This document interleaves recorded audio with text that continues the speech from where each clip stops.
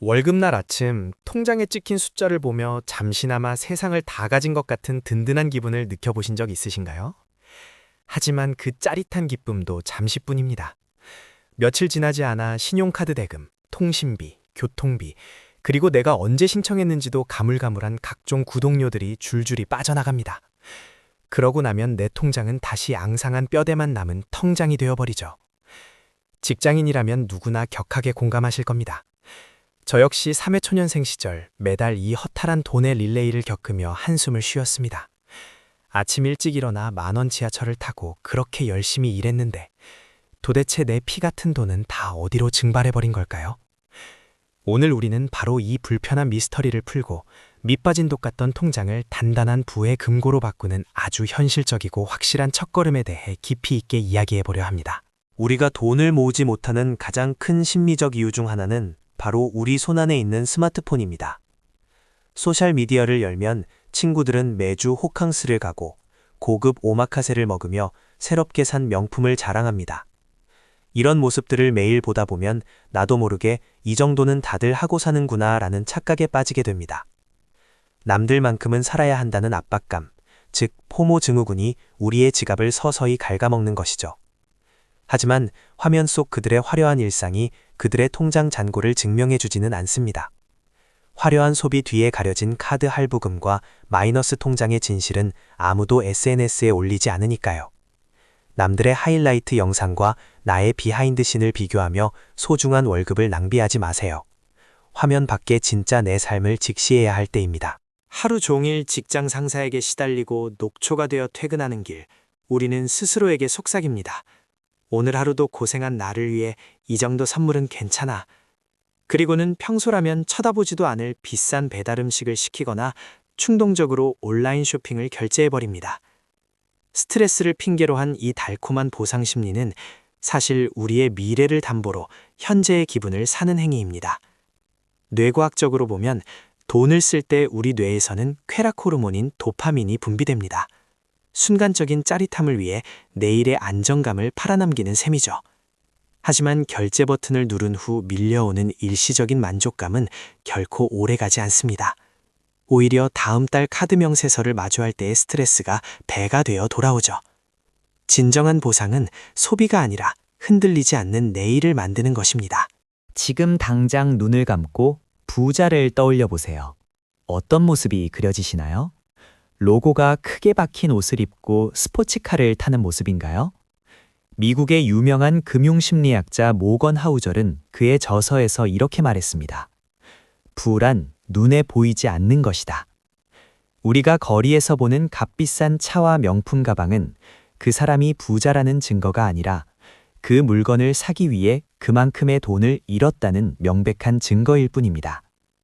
진짜 부자들은 남들에게 부유해 보이기 위해 돈을 쓰지 않습니다.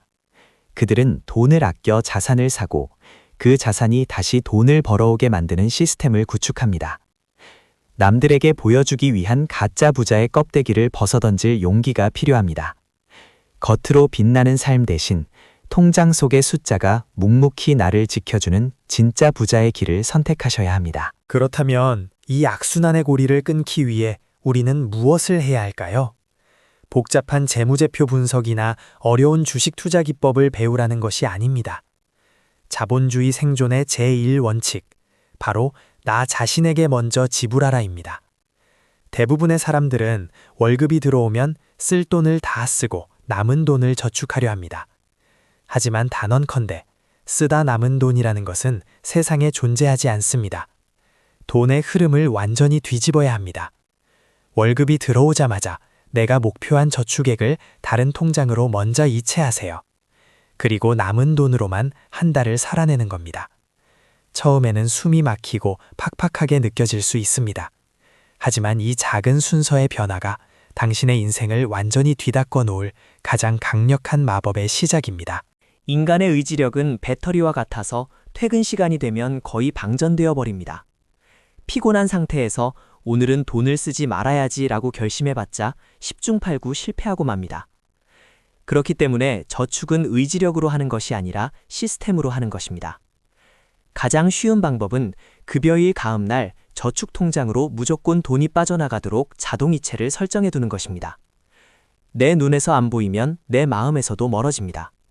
쓸 돈 자체가 통장에 없으니 자연스럽게 강제 다이어트가 되는 원리죠. 저도 처음 1년은 이 강제 저축 시스템 덕분에 친구들과의 술자리도 줄이고 불필요한 쇼핑도 멈출 수 있었습니다. 내 의지를 시험하지 마세요. 그저 돈이 알아서 올바른 곳으로 흘러가도록 길을 터주기만 하면 됩니다. 이제 모인 돈이 어떻게 마법을 부리는지 알아볼 차례입니다. 아인슈타인이 세계 8대 불가사의라고 불렀던 것, 바로 복리입니다. 복리는 쉽게 말해 이자에 이자가 붙는 마법입니다. 산 정상에서 아주 작은 눈뭉치를 굴린다고 상상해 보세요. 처음에는 구르는 속도도 느리고 크기도 작아 보입니다. 하지만 산 중턱을 지나는 순간 눈뭉치는 걷잡을 수 없이 거대해지고 가속도가 붙어 거대한 눈사태를 만들어냅니다. 돈도 마찬가지입니다. 처음 1,000만 원을 모을 때는 뼈를 깎는 고통이 따르지만 그 돈이 5천만 원, 1억 원이 되는 속도는 갈수록 빨라집니다. 자본이 스스로 일을 하며 돈을 벌어오기 시작하기 때문입니다. 당신이 잠든 사이에도 당신의 돈은 쉬지 않고 일하게 만들어야 합니다. 복리의 마법에서 가장 중요한 핵심 재료는 돈의 액수가 아니라 바로 시간입니다. 20대, 30대인 여러분이 가진 가장 압도적인 무기가 바로 이 시간이죠. 한 달에 30만 원씩 25살에 저축을 시작한 사람과 35살에 저축을 시작한 사람이 60살이 되었을 때 쥐게 되는 돈의 차이는 상상을 초월합니다. 나중에 돈을 더 많이 벌면 그때 가서 왕창 저축하겠다는 생각은 복리의 힘을 전혀 이해하지 못한 핑계일 뿐입니다. 시간은 결코 우리를 기다려주지 않으며 지나간 시간은 억만금을 주고도 다시 살 수 없습니다. 지금 당장 비록 한 달에 10만 원이라는 작은 돈이라도 좋습니다. 하루라도 빨리 그 작은 눈뭉치를 굴리기 시작하는 것, 그것이 경제적 자유를 향한 유일한 지름길입니다. 자, 이제 시스템도 만들었고 복리의 중요성도 알았습니다. 그렇다면 다음 스텝은 무엇일까요? 바로 나의 현재 상황을 뼈아프게 직시하는 것입니다. 많은 분들이 가계부 쓰기를 귀찮아하거나 두려워합니다. 내가 돈을 얼마나 흥청망청 썼는지 마주하는 것이 부끄럽기 때문이죠. 하지만 진단이 정확해야 처방이 나옵니다. 거창하게 가계부를 적을 필요도 없습니다. 딱 한 달만 스마트폰 메모장이나 어플을 켜고 내가 쓴 모든 돈의 내역을 숨김없이 기록해보세요. 커피값 4,000원, 편의점 간식 3,000원, 택시비 8,000원. 이렇게 무심코 썼던 자잘한 돈들이 모여 얼마나 거대한 구멍을 만들고 있었는지 두 눈으로 확인하셔야 합니다. 그 불편한 진실을 마주하는 순간이 바로 변화의 진짜 시작점입니다. 가계부를 쓰다 보면 반드시 발견하게 되는 것이 있습니다. 유명한 금융 전문가 데이비드 바흐가 말한 라떼 요인입니다. 매일 무심코 마치는 테이크아웃 커피 한 잔, 피곤하다는 핑계로 타는 습관적인 택시비, 보지도 않으면서 매달 자동 결제되는 OTT 구독료. 하루 5,000원은 푼돈 같지만 한 달이면 15만 원이고 1년이면 무려 180만 원이 넘는 큰 돈입니다. 이 돈을 복리로 10년간 굴린다면 어떻게 될까요? 여러분의 삶의 질을 근본적으로 떨어뜨리지 않으면서도 줄일 수 있는 이 습관적인 지출들을 찾아내세요. 모닝커피를 끊으라는 것이 아니라 텀블러를 활용해 사무실 커피를 마시는 작은 수고로움으로 나의 10년 뒤 미래를 더 풍요롭게 만들자는 의미입니다. 사소한 습관이 모여 거대한 자본이 됩니다. 돈을 모으는 과정이 너무 답답하게 느껴진다면 게임처럼 접근해보는 건 어떨까요? 일주일에 딱 하루, 무지출 데이, 즉 소비 단식의 날을 정해보는 겁니다. 지갑을 아예 집에 두고 출근해보세요. 점심은 전날 미리 싸둔 간단한 도시락으로 해결하고 출퇴근은 온전히 대중교통만 이용하는 겁니다. 처음에는 무언가를 사지 못한다는 사실에 손이 근질거리고 불안할 수 있습니다. 하지만 하루를 무사히 넘기고 나면 돈을 전혀 쓰지 않고도 하루를 완벽하게 살아냈다는 짜릿한 성취감을 맛보게 됩니다. 소비를 통해 얻었던 가짜 도파민 대신 스스로를 통제했다는 진짜 자신감과 도파민이 차오르는 것을 느낄 수 있죠. 이 작은 성공의 경험은 돈 관리에 대한 당신의 태도를 근본적으로 바꿔놓을 것입니다. 저축 시스템을 만들 때 절대 빠뜨려서는 안 되는 것이 바로 비상금 통장입니다. 살다 보면 예상치 못한 일들이 반드시 일어납니다. 갑자기 노트북이 고장나거나 몸이 아파 병원비가 크게 들거나 심지어는 갑작스럽게 회사를 그만두게 될 수도 있죠. 이때 비상금이 없다면 우리는 울며 겨자 먹기로 애써 부어둔 적금을 깨거나 마이너스 통장을 열어야 합니다. 이는 그동안 쌓아온 공든 탑을 한순간에 무너뜨리는 일입니다. 최소한 내 한 달 생활비의 3배에서 6배 정도의 금액은 파킹 통장 같은 곳에 언제든 뺄 수 있도록 안전하게 보관해 두세요. 이 비상금은 단순한 돈이 아닙니다. 어떤 위기가 닥쳐도 내 일상이 무너지지 않을 것이라는 든든한 심리적 방어막이자 마음의 평화 그 자체입니다. 통장에 돈이 쌓이기 시작하면 놀라운 일이 벌어집니다. 단지 숫자가 늘어나는 것을 넘어 삶을 대하는 태도 자체가 달라지죠. 예전에는 직장 상사가 부당하게 화를 내면 그날 밤 스트레스로 충동 구매를 하고 다음날 카드값을 갚기 위해 억지로 출근하는 노예 같은 삶이 반복되었습니다. 하지만 비상금이 있고 자산이 조금씩 불어나고 있다는 것을 알게 되면 마음에 엄청난 여유가 생깁니다. 정 안 되면 잠시 쉬어가도 당장 굶어 죽지 않아 라는 믿음은 회사 생활의 스트레스를 획기적으로 줄여줍니다. 돈은 단순히 물건을 사기 위한 수단이 아닙니다. 부당한 상황에 아니요 라고 말할 수 있는 용기, 싫은 일을 억지로 하지 않아도 되는 자유, 그것이 바로 우리가 악착같이 돈을 모아야 하는 진짜 이유입니다. 돈을 모으는 과정에서 가장 큰 위기는 타인과의 비교입니다. 묵묵히 절약하며 1천만 원을 모아 뿌듯해하고 있는데 동기가 대출을 잔뜩 받아 외제차를 샀다며 자랑하면 갑자기 내 모습이 초라하게 느껴지기도 합니다. 나만 너무 궁상맞게 사는 건 아닐까 하는 회의감이 밀려오죠. 하지만 기억하세요. 인생은 단거리 스프린트가 아니라 기나긴 마라톤입니다. 초반에 무리해서 화려한 신발을 신고 전력 질주하는 사람은 금방 지쳐 쓰러집니다. 남들이 뭐라 하든 남들이 무엇을 사든 신경 끄세요. 어차피 그들이 내 카드값을 대신 내주지도 내 노후를 책임져 주지도 않습니다. 타인의 시선이라는 감옥에서 탈출해 오직 나와 내 미래의 통장 잔고에만 집중하세요. 최후에 웃는 자는 묵묵히 자본을 축적한 당신이 될 것입니다. 많은 자산가들이 입을 모아 말합니다.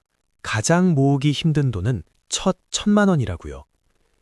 영원에서 1,000만 원을 만드는 과정은 중력이 가장 강한 지구를 벗어나는 우주선과 같습니다. 오로지 내 노동력과 극한의 인내심만으로 달성해야 하기 때문이죠. 하지만 이 험난한 과정을 이겨내고 통장에 찍힌 1,000만 원이라는 숫자를 보는 순간 당신의 자존감은 폭발적으로 상승할 것입니다.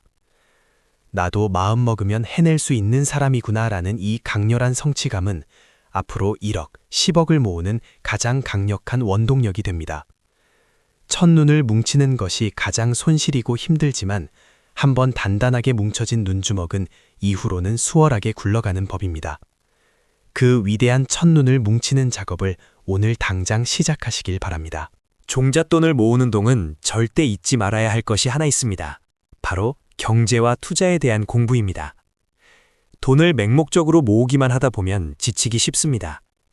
모인 돈을 어떻게 굴릴지, 주식이나 부동산 같은 자산의 세계는 어떻게 돌아가는지 미리 지식을 쌓아두어야 합니다. 자본주의라는 거대한 게임의 규칙을 알아야 다음 레벨로 넘어갈 수 있으니까요. 출퇴근길에 음악 대신 경제 팟캐스트를 듣고 주말에 예능 대신 경제 기사를 읽는 작은 습관을 들여보세요. 1천만 원이 모였을 때 비로소 그 돈을 가장 효율적으로 투자할 수 있는 날카로운 안목이 생길 것입니다. 준비된 자만이 기회를 잡습니다. 땀 흘려 모은 소중한 내 돈을 지키고 불리기 위한 최소한의 무기를 지금부터 갈고 닦으세요. 돈을 모으다 보면 반드시 한두 번의 실패를 경험하게 됩니다. 연말 모임 분위기에 취해 예산을 초과해 버릴 수도 있고 스트레스를 이기지 못해 충동 구매를 할 수도 있습니다. 그럴 때 많은 분들이 나는 역시 안 되라며 자책하고 포기해버립니다. 하지만 다이어트 중에 치킨 한 조각 먹었다고 그동안의 노력이 다 물거품이 되는 것은 아닙니다. 중요한 건 완벽함이 아니라 꾸준함입니다. 실수로 돈을 썼다면 그날의 감정과 원인을 일기장에 적어보고 다음 날부터 다시 원래의 루틴으로 돌아오면 그만입니다. 자신을 너무 가혹하게 몰아세우지 마세요. 우리는 기계가 아니라 감정을 가진 사람입니다. 넘어졌을 때 툭툭 털고 다시 일어나는 회복 탄력성, 그것이 성공적인 재테크에 숨겨진 비결입니다. 무조건 안 쓰고 굶는 것만이 능사는 아닙니다. 돈 관리를 잘한다는 것은 쓸데없는 지출을 막는 동시에 내 삶을 진짜 풍요롭게 만드는 곳에는 가치 있게 돈을 쓸 줄 안다는 의미입니다. 남들이 좋다고 하는 명품이나 유행하는 호캉스 대신 내 영혼을 채워주는 것이 무엇인지 고민해 보세요. 누군가에게는 그것이 한 달에 한 번 사는 좋아하는 작가의 책일 수도 있고 주말에 배우는 원데이 클래스일 수도 있습니다. 의미 없는 10만 원의 술값은 아깝지만 나의 성장과 행복을 위한 10만 원은 아낌없이 투자하세요. 내가 언제 가장 행복한지 나만의 취향을 알아가는 과정. 돈을 통제한다는 것은 결국 내 삶의 주도권을 되찾고 나 자신을 깊이 사랑하는 가장 적극적인 방법입니다. 지금까지 말씀드린 것들은 어쩌면 누구나 다 아는 뻔한 이야기일지도 모릅니다. 하지만 아는 것과 행동하는 것은 하늘과 땅 차이입니다. 오늘 당신이 퇴근길에 습관적으로 들르던 편의점을 그냥 지나치기로 한 그 아주 작은 결정. 월급의 10%를 먼저 저축하겠다고 자동이체를 설정한 그 짧은 1분의 시간. 이 사소해 보이는 행동들이 모여 5년 뒤, 10년 뒤 당신의 인생을 완전히 다른 궤도로 올려놓을 것입니다. 가난은 이자처럼 소리 없이 쌓이지만 부는 복리처럼 폭발적으로 성장합니다. 늦었다고 생각하지 마세요. 당신의 인생에서 지금이 가장 젊고 돈을 모으기 좋은 때입니다. 과거의 후회는 던져버리고 오직 오늘부터 내가 통제할 수 있는 나의 행동에만 집중하시길 바랍니다. 통장 잔고가 늘어난다는 것은 단순한 숫자의 증가가 아니라 내 삶을 내 뜻대로 선택할 수 있는 강력한 자유의 크기가 커지는 것입니다. 오늘 이 영상을 끝까지 보신 것만으로도 여러분은 이미 변화의 첫걸음을 떼셨습니다. 이제 남은 것은 그 결심을 단 하나의 행동으로 옮기는 일뿐입니다. 지금 당장 은행 어플을 켜고 나를 위한 첫 번째 저축 자동이체를 설정해 보세요. 그 작은 클릭 한 번이 당신의 찬란한 미래를 열어줄 열쇠가 될 것입니다. 여러분의 통장이 경제적 자유로 가득 차는 그날까지 응원하겠습니다. 내용이 도움되셨다면 구독과 좋아요 부탁드리며 지금 바로 실천으로 옮겨보세요. 감사합니다.